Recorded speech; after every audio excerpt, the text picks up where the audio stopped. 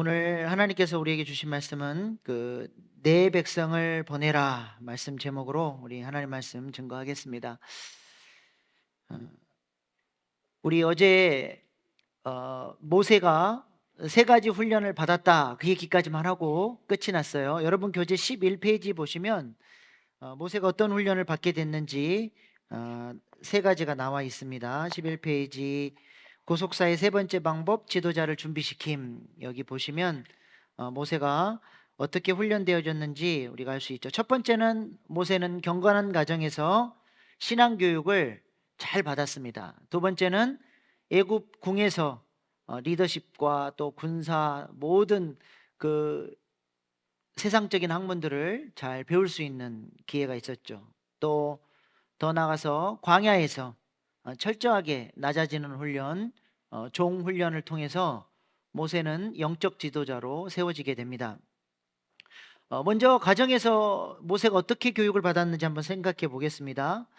어, 모세의 어머니 요게벳은 모세를 이렇게 몰래 숨겨서 키웠는데 아이 울음소리도 커지고 이제 더 이상 숨길 수 없게 되자 갈대 상자에 넣어서 나일강에다가 하나님 앞에 의탁하듯이, 이 갈대 상자와 노아의 방주, 테바라고 하는 단어가 똑같은 단어예요. 노아의 방주를 하나님이 뜻 가운데서 지키시고 인도하셨던 것처럼 이 갈대 상자 테바가 하나님의 인도하신 가운데 이 아이를 맡기고 그 나일강에 띄워 보내게 됩니다. 그런데 하나님의 섭리 가운데 바로의 공주가 이 상자를 발견하게 되고 어린아이 모세를 이렇게 물에서 이제 건져주게 되죠. 모세가 히브리인의 자녀인 것을 알았을까요? 몰랐을까요? 예, 뭘 보면 알아요? 할례. 예. 유대인들은 그 이스라엘 백성들은 난 지 8일 만에 할례를 행하기 때문에 이 아이가 유대인의 그 이스라엘 백성들의 아이라고 하는 것을 금방 알 수 있습니다. 모세의 누나 미리암이 그 갈대 상자를 따라가다가 바로의 공주가 발견한 것을 보고 빨리 달려가서 유모를 구해주겠다 하고는 이제 자기 엄마를 유모로 처형할 수 있도록 그렇게 다리를 놓게 되죠. 그래서 모세는 하나님의 섭리 속에 믿음 좋은 엄마 밑에서 신앙 교육을 받으며 자랄 수 있는 기회를 얻게 됩니다. 요게벳이라고 하는 이름의 뜻이 무엇입니까? 성경에 보면 하나님을 한 단어로, 한자로 이렇게 묘사를 많이 해요. 다니엘, 이사야 할 때 야, 엘, 이게 전부 다 하나님을 의미하는 거거든요. 요자도 하나님을 의미합니다. 그래서 요게벳 할 때 요는 하나님을 의미하고, 게벳이라고 하는 단어는 카봇이라고 하는 영광의 의미를 갖고 있는 단어예요. 그러니까 요게벳은 하나님의 영광이라는 뜻입니다. 하나님의 영광을 모시고 살고 하나님을 왕으로 높이며 살아가는 이 요게벳의 신앙이 이제 모세에게 그대로 전수가 되게 되죠. 그래서 히브리서 기자는 모세의 믿음을 이렇게 이야기합니다. 히브리서 11장 24절 26절 말씀 시작. 믿음으로 모세는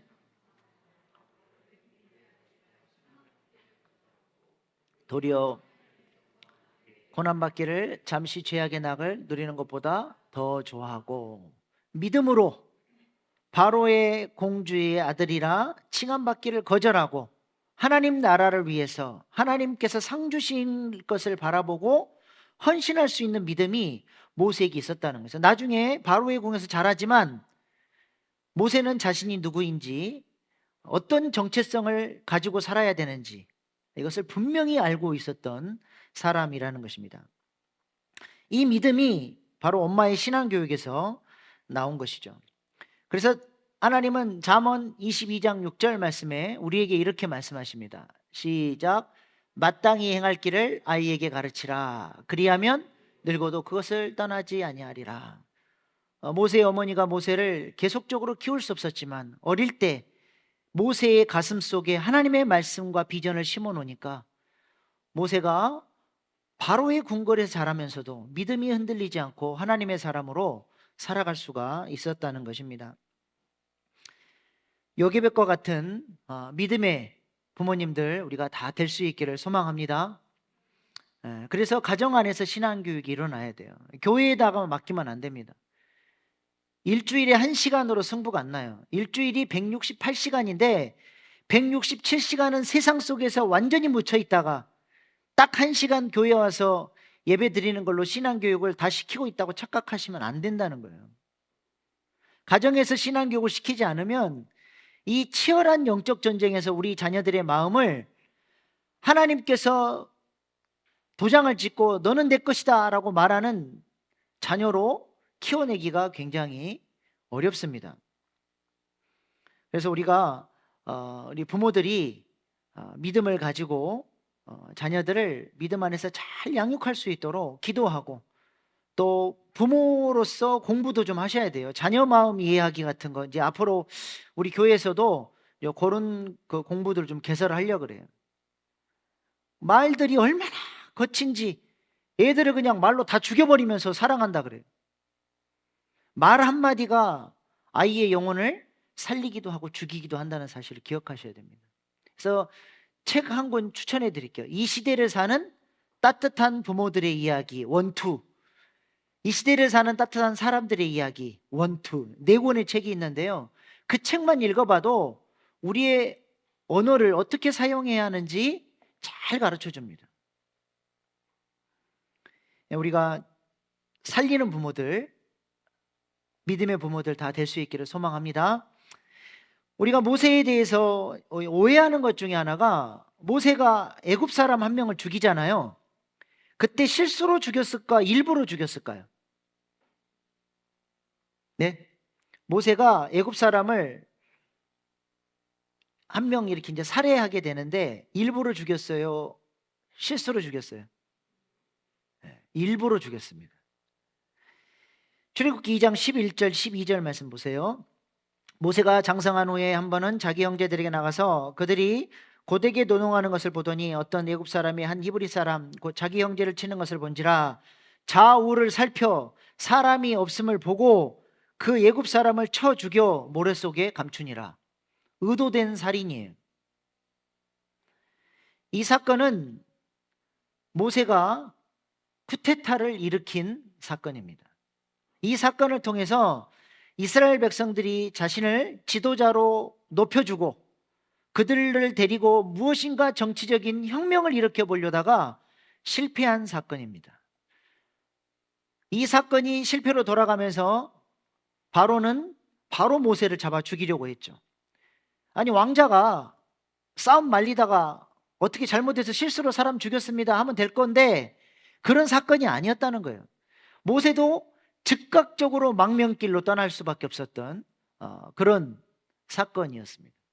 모세는 자기가 이렇게 바로의 공주의 아들이라 칭함받기를 거절하고 이스라엘 백성들을 위해서 자신의 권리를 포기하고 이스라엘 편에 서서 자기가 이스라엘 백성으로서의 정체성을 드러내고 리더십을 발휘하면 이스라엘 백성들이 자기를 따라줄 줄 알았어요. 근데 결과는 뭐예요? 이스라엘 백성들의 차가운 거절이었습니다. 우리가 언제 너를 지도자로 뽑았냐? 웃기고 있네. 그래서 모세는 자신의 인생을 걸고 이스라엘 백성들을 살리기 위해서 헌신했는데 돌아온 것은 이스라엘 백성들의 배신과 모든 것을 다 잃어버리고 그냥 거짓골로 광야로 도망친 신세가 되어버렸습니다. 모세 입장에서는 얼마나 억울하겠습니까? 이 사건이 이제 나중에 피난편 사건으로 연결이 돼요. 아무튼 그 얘기는 좀 이따 하고, 하나님께서 모세의 충성을 기뻐 받으셨어요. 그래서 히브리서 기자는 믿음으로 바로의 공주의 아들이라 칭함받기를 거절하고 헌신한 모세에 대해서 칭찬을 하잖아요. 근데 왜 그렇게 하나님 나라를 위해서 헌신했는데 돌아온 결과가 아주 쓰디쓴 패배로 끝이 났습니까? 뭔가 아쉬워요. 모세가 충성을 하긴 했는데 뭐가 하나 빠졌어. 마태복음 25장에 보면 달란트 비유에서 주인이 종에게 뭐라고 칭찬합니까? 잘하였도다 착하고 충성된 종아, 그렇게 돼 있잖아요. 모세가 충성되기는 충성됐는데 그 앞에 뭐가 빠졌어요? 뭐가 빠졌어요? 착하고가 빠졌어요. 충성되다는 것은 모세의 행위를 말한다면 착하다라는 것은 모세의 성품을 말합니다. 아직 모세가 하나님께서 쓰실 만한 겸손한 사람으로 그 인격이 덜 다듬어져 있었던 것이죠. 그래서 하나님은 그 모세를 광야로 이끄셔서 훈련의 자리로 데려가신 겁니다. 군 지휘관에 네 종류의 지휘관이 있다 그러잖아요. 지혜롭고 충성된 사람, 지혜롭고 게으른 사람, 어리석고 충성된 사람, 어리석고 게으른 사람. 이 네 부류의 지휘관 중에 제일 무서운 사람이 누굴까? 네? 어리석고 충성된 사람이에요. 너무 가만히 있으면 사고라도 안 치는데 어리석은 사람이 부지런하기까지 해가지고 가는 곳마다 사고를 치고 다니는 거예요. 며칠 전에도 보니까 공군 훈련병들 10초 안에 대부분 다 들어가래가지고 애들이 계단에서 굴러가지고 짓밟히고 뭐 난리도 아닌 사고가 났다. 그런 부류의 지휘관이 어리석으면서 충성된 지휘관. 하나님께서 모세가 지혜롭고 착하고 충성된 종이 될 수 있도록 이제 광야의 훈련으로 하나님이 그를 인도해 가셨습니다. 모세는 참 야심도 많고 똑똑하고 힘도 있고 능력도 있었던 사람이죠. 미디안으로 도망쳤을 때도 얼마나 멋있는지 몰라요. 그의 아내를 만날 때도 무슨 영화의 한 장면 같아. 불량배들이 그 여인을 괴롭히니까 나타나가지고 그냥 멋지게 그 불량배들을 물리치고 자신의 아내 될 여인을 그 양들이 우물물을 마실 수 있도록 해준 거죠. 아마 십보라가 한눈에 반했을 거예요. 어디서 이렇게 퀴티나는 멋진 사람이 나타나가지고 그래가지고 자기 아버지한테 빨리 가가지고 데리고 와서 이제 모세가 그 집에 정착해서 결혼해서 이제 살게 되죠.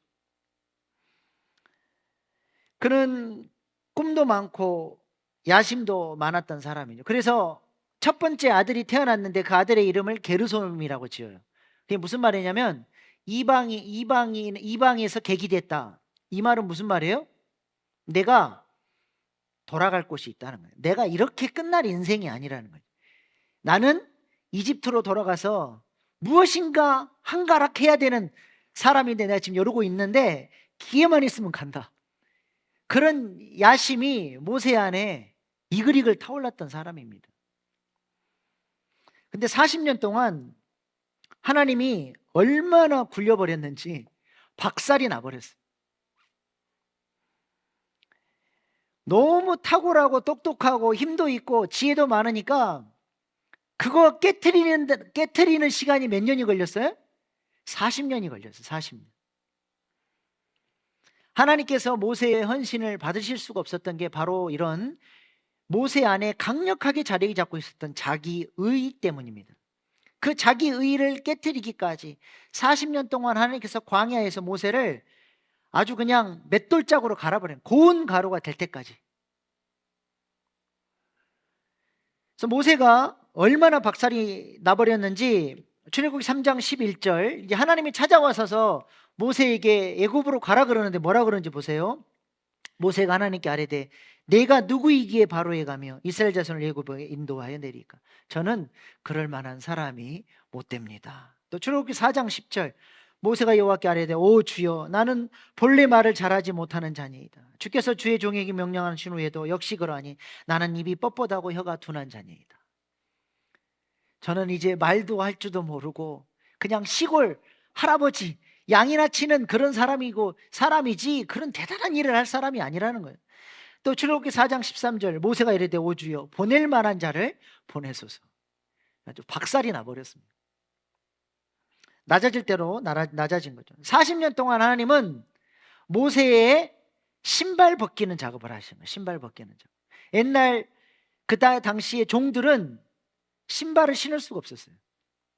하나님이 그 모세의 신발 벗기는 작업을 하신 것입니다. 그래서 떨기나무에서 하나님 나타나셔서 모세에게 뭐를 말씀하세요? 출애굽기 3장 5절 시작 하나님이 이르시되 이리로 가까이 오지 말라. 내가 선 곳은 거룩한 땅이니 내 발에서 신을 벗으라. 신발을 벗으라는 거예요. 주권을 주님께 드리는 사람이 됐다는 것입니다. 그 신발이 벗겨졌을 때 비로소 모세는 하나님의 대행자로서 하나님의 뜻을 이룰 수 있는 지도자로 세워지게 된 것입니다. 한 사람의 지도자를 세우시기 위해서 하나님께서 경건한 가정에서 믿음으로 잘 자라게 하시고 세상 학문을 통해서 리더십과 모든 군사 교육 모든 것들을 배우게 하시고 또 광야로 인도하셔서 박사를 내셔가지고 한 사람의 지도자를 세우시기 위해서 하나님이 이토록 놀라운 열심을 가지고 한 사람의 지도자를 세워내시는 거예요. 한 송이의 국화꽃이 피기 위해서. 그렇게 봄부터 소쩍새는 울었나 보다. 여러분, 지도자가 소중한 존재라는 것을 여러분이 아셔야 됩니다. 우리나라 사람들이요, 장점도 참 많은데 진짜 단점 중에 단점이 뭐냐면 권위 있는 사람들, 지도자를 잘 인정을 안 하려고 하는 게 있어요. 워낙 똑똑해서 그런 것 같아요. 그 지도자를 하나님께서 세우시기까지 그 사람을 하나님이 어떻게 훈련해 오셨고 그 사람에게 어떤 비전을 주시고 어떻게 지금까지 세우셨는지를 구속사적 관점으로 바라볼 수 있으면 지도자를 함부로 한마디의 말로 그렇게 폄하하면서 자기 입맛대로 이렇게 주무르려고 하는 그런 행동은 못합니다. 하나님의 관점으로 한 사람의 지도자를 볼 수 있는 우리 일신교회 귀한 성도님들 되실 수 있기를 소망합니다. 그런 자세가 없으면 예수님도 죽이는 거예요. 가룟 유다가 예수님이 자기 입맛대로 안 움직이니까 어때요? 실망하고 팔아 넘겨버렸잖아요. 얼마 전에 일타 강사 뭐더라? 제목이 아무튼 뭐 일타 강사 드라마가 있었어요. 뭐 저는 그 드라마는 보지를 못하고 이렇게 슬쩍슬쩍 지나가면서 이렇게 봤는데 거기 나온 내용 중에 어떤 그 일타 강사를 흠모하는 한 조교가 자기 입맛대로 일타 강사를 조종하려다가 자기 입맛대로 안 움직이니까 결국 관계가 깨트려지는 것을 봤어요. 지도자를 내가 만들어 놓은 이 틀에다가 집어넣어서 만들어 가려고 하면 안 된다는 거예요. 여러분, 지도자의 권위 아래 들어와야 그 사람에게 주신 하나님의 성령의 기름 부심이 그 권위 아래에 들어온 사람에게 흘러가는 거예요. 사도 바울이 로마 교회에 편지를 쓰면서 내가 너희에게 방문하기를 원하는 것은 신령한 은사를 나눠주기를 원한다라고 하는 얘기를 했는데 거기서 impart라는 단어를 써요. 이 impartation 들어보셨어요? impartation. 그 사도 바울의 영적인 권위 아래에 들어온 로마 교회에게 impartation, 기름 부으심의 역사가 흘러갈 수 있도록 사도 바울이 사역하기를 원한다 이야기를 한 겁니다. 이것은 종교 지도자뿐만 아니에요. 이 사회에 있는 모든 지도자들, 하나님께서 권세는 누가 주시는 거예요? 하나님이 주시는 거예요. 그 사람 너머에 있는 어떻게 이 사람에게 이 권세가 왔는지에 대한 눈을 볼 수 있는 시각이 있어야 돼요. 그것이 바로 하나님의 권위를 인정할 줄 아는 사람의 겸손함인 것이죠. 담임 목사만 이 교회의 지도자가 아니라 부교육자들도 영적 지도자입니다. 여러분, 부교육자들을 무슨 뭐 알바로 뭐 잠깐 있다 가는 사람으로 그렇게 생각하시면 안 돼요. 저분들도 다 하나님께서 선택하셨고 지금까지 훈련하셨고 지금까지 인도해 오신 하나님의 종들이에요. 교육 전도사도 마찬가지입니다. 알바생이 아니에요. 그 영적 권위에 순복할 줄 알아야죠. 그래야 교회가 영적 질서 아래서 건강하게 세워져 가는 것입니다. 이 영적 질서가 바로 세워질 때 건강한 교회가 될 줄로 믿습니다.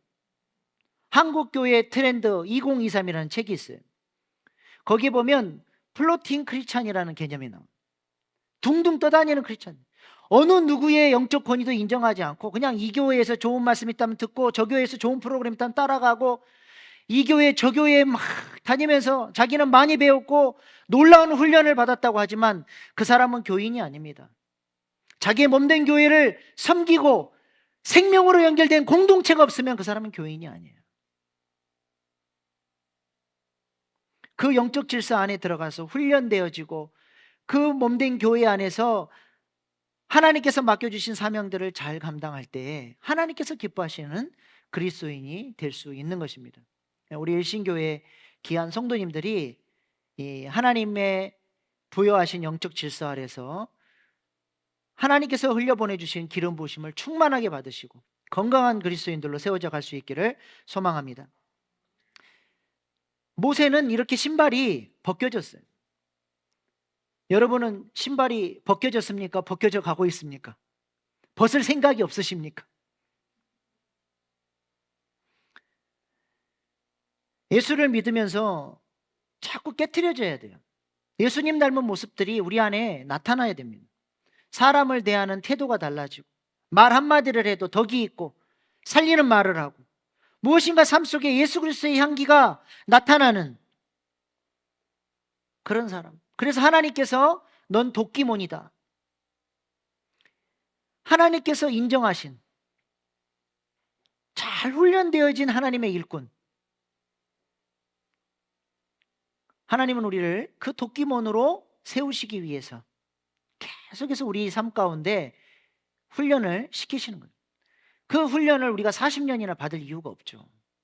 빨리 깨트려지고 빨리 신발을 벗으면 빨리 도끼몬이 되는 거예요. 계속 고집부리면 이스라엘 백성들 광야 40년처럼 광야에서만 맴돌다가 하나님 앞에 제대로 쓰임도 받지 못하고 광야에서 그냥 사라져가는 인생들이 되고 마는 것이죠. 우리가 하나님 앞에서 도끼몬으로 세워질 수 있기를 소망합니다. 자꾸 우리 신발이 벗겨지는 간증이 있어야 될 줄로 믿습니다. 하나님이 이렇게 훈련된 모세에게 드디어 찾아오셔서 사명을 주시죠. 우리가 항상 헷갈려하는 게 소명과 사명의 차이인 것 같아요. 소명은 뭐고 사명은 뭡니까? 소명은 콜링이에요. 하나님께서 하나님의 은혜로 우리를 하나님 자녀 삼으시고 선택하시고 부르시는 것이 소명입니다. 그래서 모든 그리스도인들은 다 소명받은 자예요. 여러분은 소명받은 자입니다. 그 소명받은 자에게 그 사람에게 주신 특별한 임무, 그 사람이 감당하도록 주시는 구체적인 역할이 바로 사명인 것이죠. 사명은 크게 두 가지로 나눌 수 있어요. 교회 안에서 직분의 형태로, 교회 안에서의 섬김의 형태로 나타나고 사회에서는 직업의 형태로 나타나는 것입니다. 하나님은 그 사명들을 잘 감당하실 수 있도록 우리에게 뭘 주세요? 능력을 주시고 달란트를 주시는데 그것을 성경적 용어로 은사라 그래요. 은사. 그것을 잘 감당할 수 있는 힘을, 능력을 우리 주님이 주시는 것이죠. 그래서 내가 주의 일을 감당하면서 이 일을 내가 더 잘 섬기고 싶을 때 하나님 저에게 능력을 주셔서 은사를 주셔서 이 일을 잘 감당할 수 있도록 도와주십시오 기도하면 그것만큼 하나님께서 기뻐하시는 기도가 없는 거예요. 섬김 때려치고 가는 사람들이 늘 하는 말이 있죠. 저는 이 자리에 어울리지 않는 사람인 것 같아요. 저보다 더 훌륭한 사람이 이 자리에 왔으면 좋겠어요. 그리고 갑니다. 그리고 다시 돌아올 것처럼 얘기하는데 저는 지금까지 돌아온 사람을 본 적이 없어요. 자기가 그 자리에 어울리지 않는 사람이라는 것을 알았잖아요. 그렇게 얘기를 했다는 거는. 그러면 자기가 그 자리에 어울리지 않는 사람이라는 걸 알았으면 하나님께 하나님 저는 이 자리에 어울리지 않는 사람이고 능력도 없고 부족해서 하나님께서 제게 이 일을 잘 감당할 수 있도록 능력도 주시고 힘도 주시고 지혜도 주셔서 잘 감당할 수 있도록 도와주십시오. 기도하면 하나님이 그 기도를 얼마나 기뻐하실까요? 나는 능력이 없으니 때려치고 도망가겠습니다 하는 사람하고 부족하니까 도와주십시오 기도하는 사람 어떤 사람 하나님 더 이뻐하실까요? 우리가 그렇게 하나님 앞에 은사를 구할 수 있는 믿음의 사람들 될 수 있기를 소망합니다. 하나님은 떨기나무의 불로 찾아오셔서 모세에게 사명을 주시고 그가 감당할 수 있도록 그 사명을 감당할 수 있도록 능력도 불어넣어 주신 것입니다. 하나님은 하필이면 왜 떨기나무에 불로 임재하셨을까요? 떨기나무가 뭡니까? 사진 한번 보여주십시오.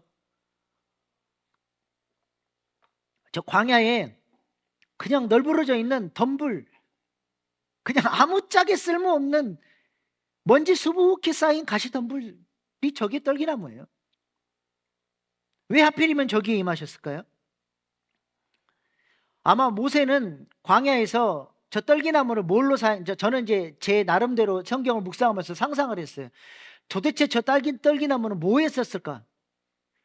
모세가 오줌 쌀 때나 사용했을 것 같아요. 남자들은요, 아무 데나 안 싸요. 딱 뭘 조준해서 싸는 걸 좋아해요.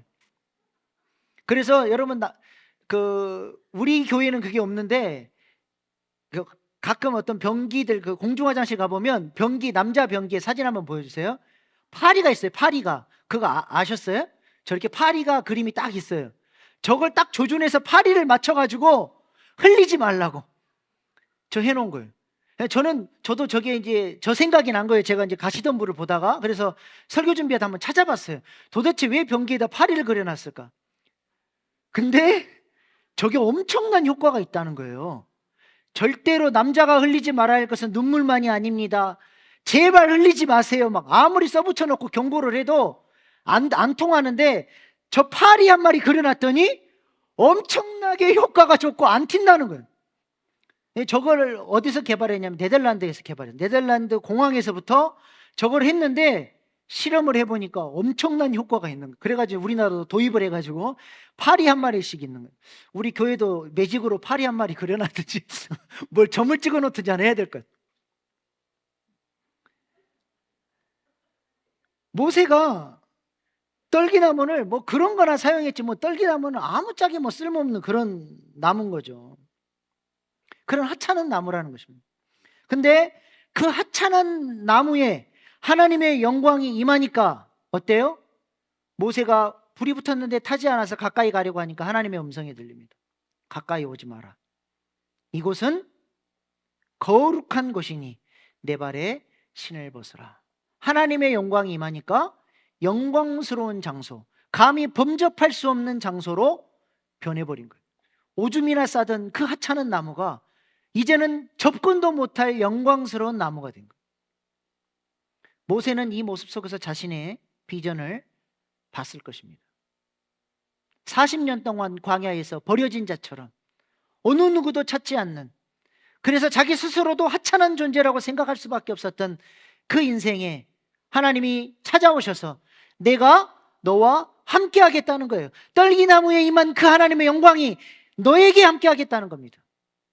그러면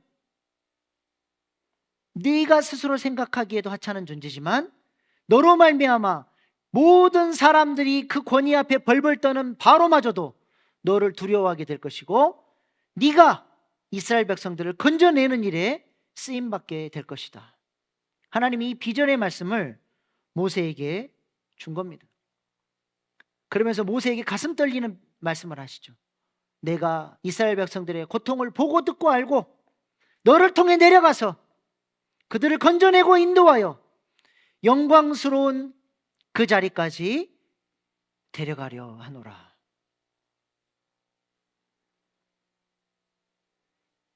그래서 하나님이 모세에게 이 비전을 보여주시면서 출애굽기 3장 12절에 이렇게 약속하셨습니다. 같이 읽어보겠습니다. 하나님이 이르시되 내가, 여기서부터 천천히, 내가 반드시 너와 함께 있으리라. 가시덤불 가운데 떨기나무에 함께 하셨던 하나님이 반드시 너와 함께 하겠다 약속하시는 것이죠. 너 혼자 잘나서 네 힘으로 네 지혜로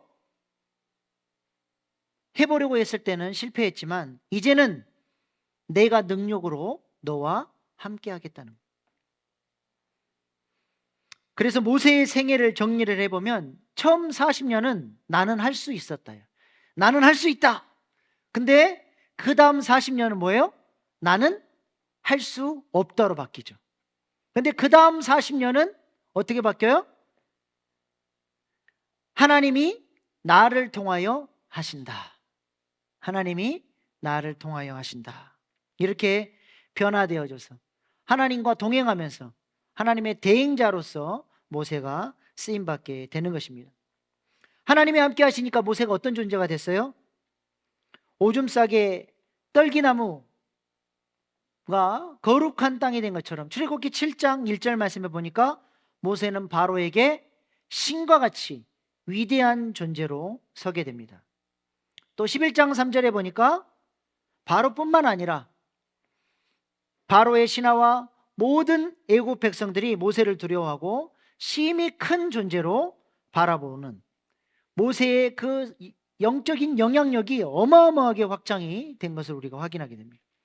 또 12장 37절에 보니까 장정만 60만 가량, 노인, 여자, 아이까지 합쳐서 200만 명이 넘는 그 큰 민족을 통솔하는 영적인 탁월한 지도자로 세워져서 쓰임받게 되는 것을 우리가 보게 됩니다. 여기 종이 한 장, 제가 손가락으로 팍 치면 그냥 떨어지죠. 너무 약한 존재. 근데 이거를 제가 여기 이제 강대상에다 놓고 제가 이거를 뚫어보려고 빵 치면 어떻게 될까요? 제 손가락이 부러지지 이거는 절대 안 뚫려요. 스펀지라고 하는 옛날 그 프로그램이 있었어요. 국수 한 가닥이 얼마나 약합니까? 톡 쳐도 부러지는데. 근데 그거를 여기다가 올려놓고 천하장사가 와서 손 내려쳐도 안 부러집니다.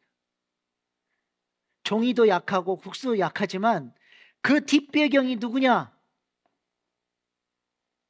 하나님이 뒷배경이 되어주면 떨기나무 같은 존재, 세상 사람 아무도 안 안아줘도 하나님이 그 인생 붙들어 주시면 그 사람을 통해서 하나님께서 놀라운 일을 이루실 줄로 믿습니다. 우리가 하나님 앞에 그렇게 붙들린 인생 될 수 있기를 소망합니다. 우리 일신교회 로고 보세요. 얼마나 가슴 떨리는 로고입니까? 오병이어. 오병이어가 한 아이의 도시락이에요. 저게 무슨 능력이 있습니까? 오병이어처럼 작은 거지만 주님이 붙잡았더니 어떻게 돼요? 5천 명이 먹고 남는 놀라운 역사를 이루잖아요. 우리 교회는 오병이어처럼 작은 교회지만 주님이 붙잡아 주시면 수많은 사람들에게 영향력을 끼쳐서 5천 명이 먹고 남는 오병이어의 기적을 이루는 교회, 우리 일신교회가 그런 교회 될 수 있기를 소망합니다.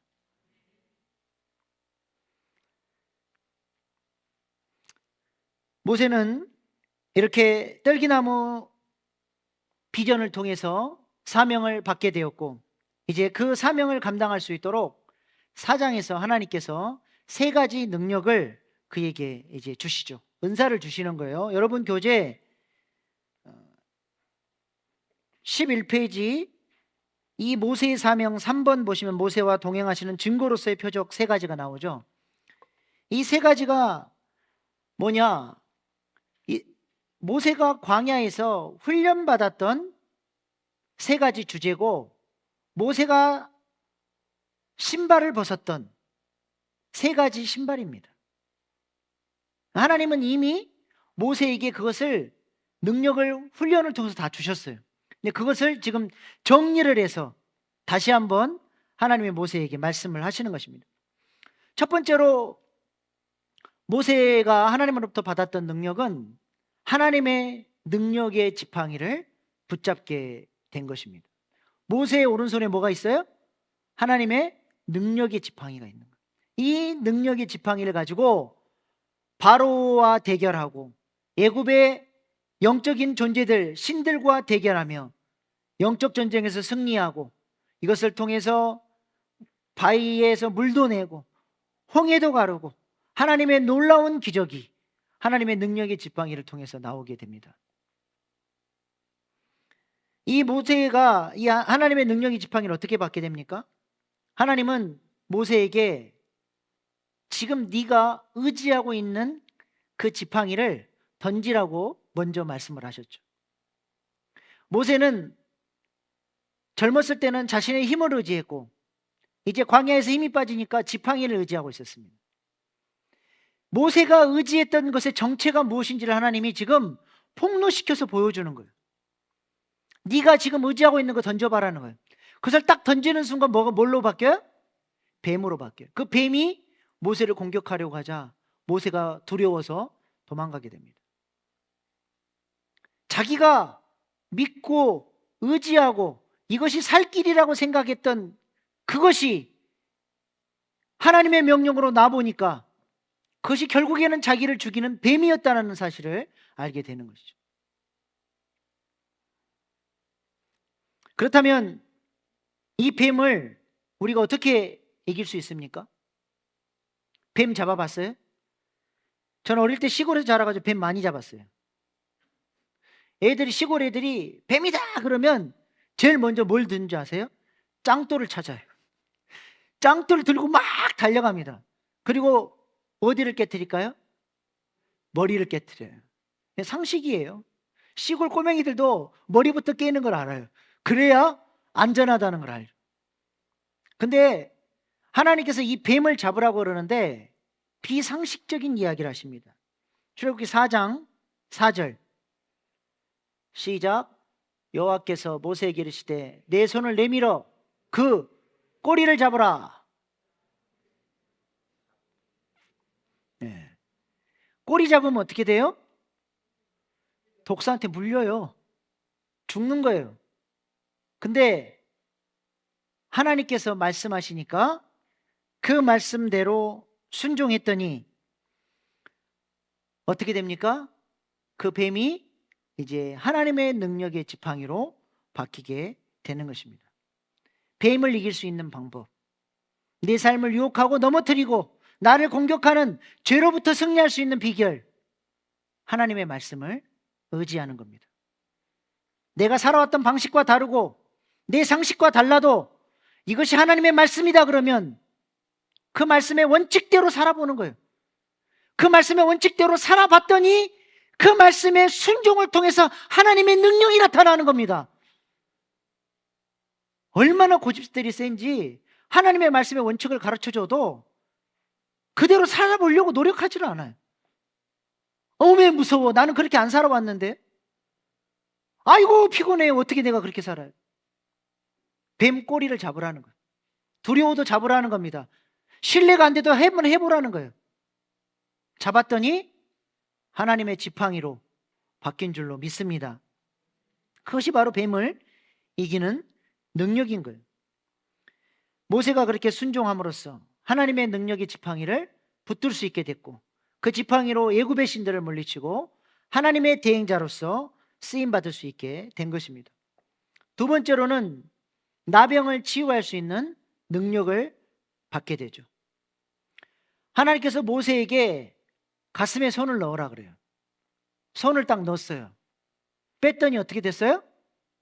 손에 나병이 생긴 걸 본 거예요. 손이 멀쩡했는데 들어갔다 나오니까 나병이 전염됐다는 것은 나병은 접촉성 전염병이잖아요. 그러니까 여기 들어갔다 나왔으니까 요 가슴이 뭐라는 거예요? 나병에 걸려 있다라는 거예요. 지금 하나님께서 광야 세월을 통해서 모세의 마음을 치유하시고 변화시켜 주시고 그 마음 안에 있던 모든 더러움들이 쏟아지고 치유되도록 깨끗해지도록 역사하셨다는 겁니다. 우리 주님께서 사람을 더럽게 하는 것이 뭐라고 말씀하셨습니까? 마가복음 7장 20절로 23절 말씀. 또 이르시되 사람에게서 나오는 그것이 사람을 더럽게 하느니라. 속에서 곧 사람의 마음에서 나오는 것은 악한 생각과 곧 음란과 도둑질과 살인과 간음과 탐욕과 악독과 속임과 음탕과 질투와 비방과 교만과 우매함이니 이 모든 악한 것이 다 속에서 나와서 사람을 더럽게 하느니라. 우리의 마음이 이 세상 어떤 것으로도 치료될 수 없는 나병에 걸려 있는 것입니다.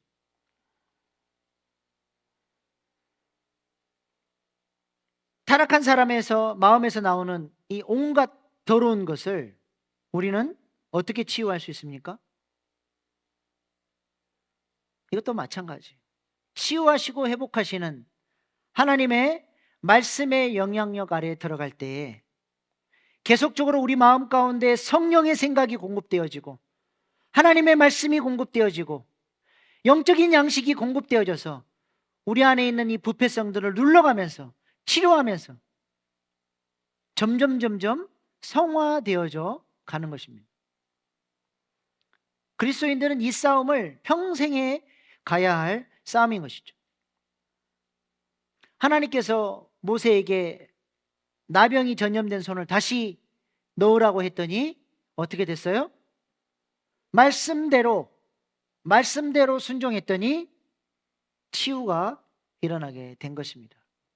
우리의 존재를 변화시키고, 우리의 마음을 변화시키고, 우리의 마음으로부터 나오는 행동들을 변화시키고, 우리의 언어를 변화시킬 수 있는 능력이 하나님의 말씀인 줄로 믿습니다.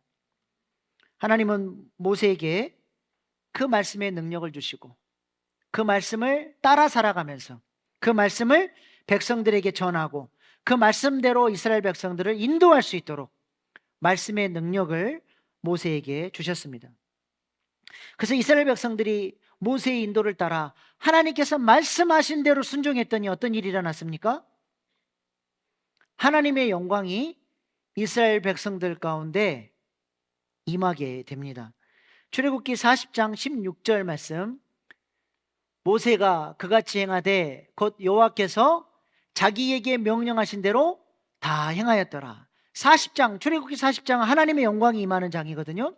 하나님의 영광이 임하기 전에 자, 저 16절부터 시작해서 몇 번 반복되는지 보세요. 저 똑같은 말씀이 여호와께서 자기에게 명령하신 대로 다 행하였더라가 16절, 19절, 21절, 23절, 25절, 27절, 29절, 32절 계속해서 반복적으로 여호와께서 말씀하신 대로 행하였더라. 말씀대로 행했더니 어떤 역사가 일어나요? 출애굽기 40장 34절 같이 읽겠습니다. 시작.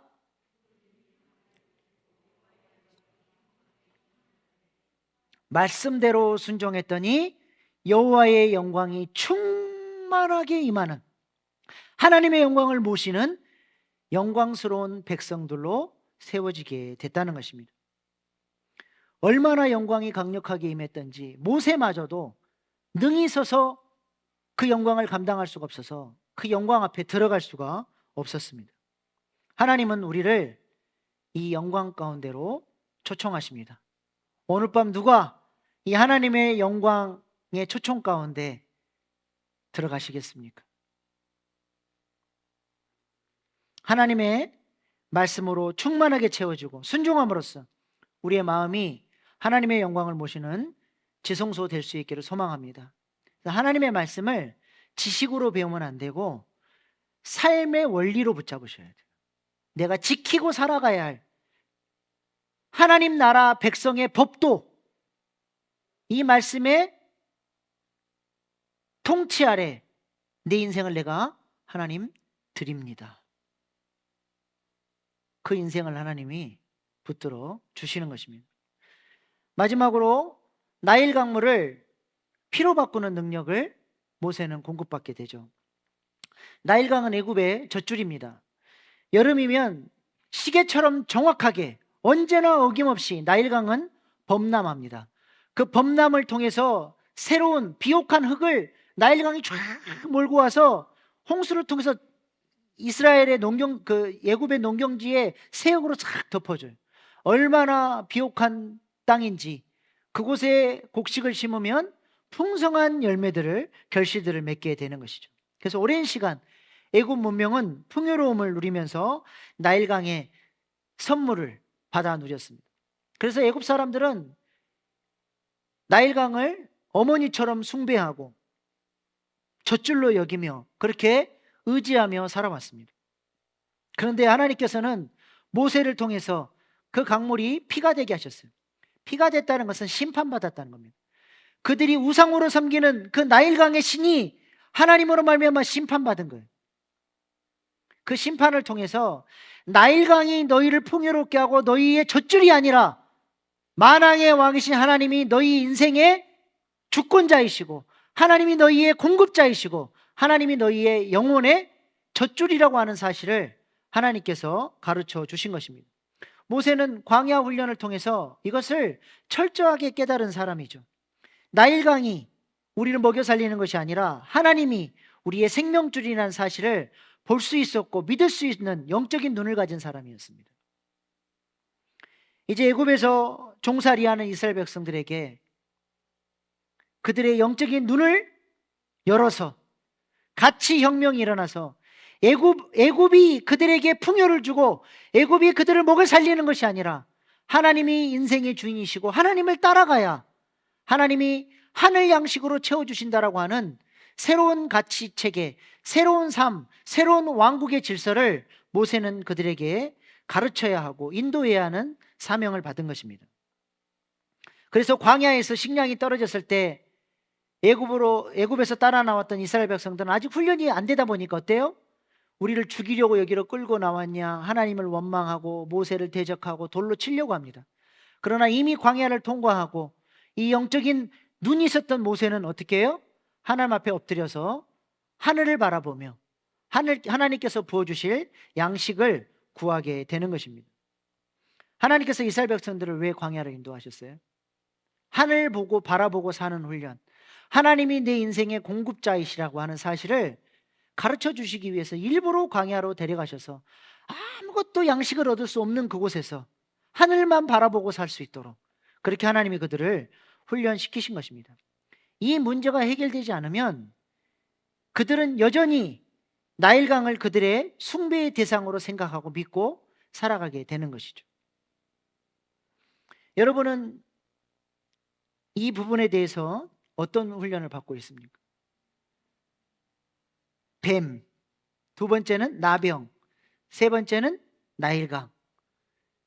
하나님은 동일하게 우리에게도 이 세 가지가 우리의 삶 속에서 늘 우리가 직면하고 만나고 있는 영적 싸움이에요.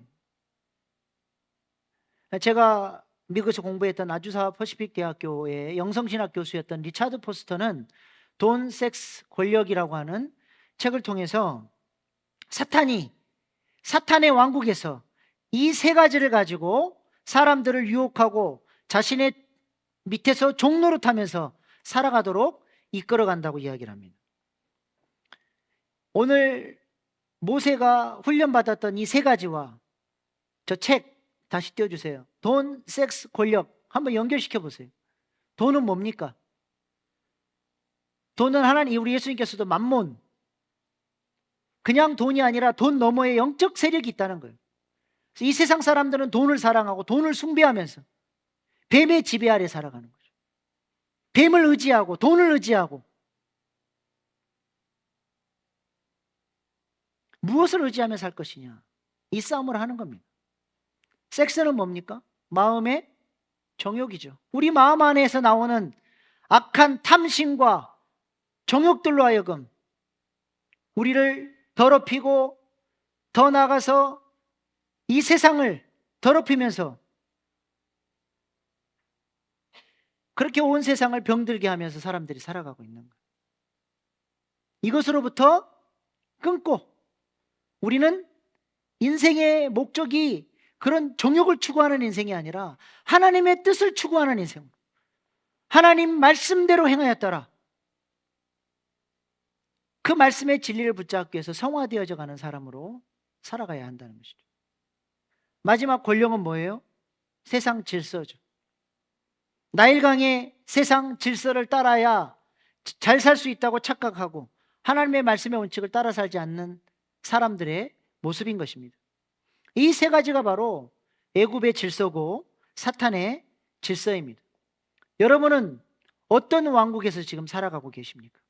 어떤 왕국의 질서의 지배 아래 있으십니까? 모세는 광야 훈련을 통해서 이 세 가지 부분에 대해서 승리했고 이 세 가지 부분에 있어서 신발을 벗은 거예요.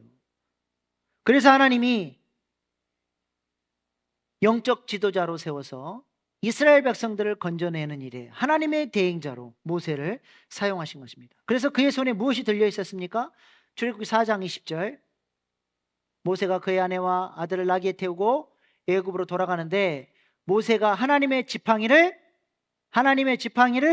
손에 잡았더라. 하나님께서 신발을 벗은 모세에게 하나님의 능력의 지팡이를 들려주시고 하나님의 뜻을 따라서 이제는 사명을 잘 감당할 수 있도록 예굽으로 그 사명의 땅으로 나아가도록 인도하고 계시는 모습입니다. 우리에게도 이런 하나님의 지팡이가 들려줄 수 있기를 소망합니다.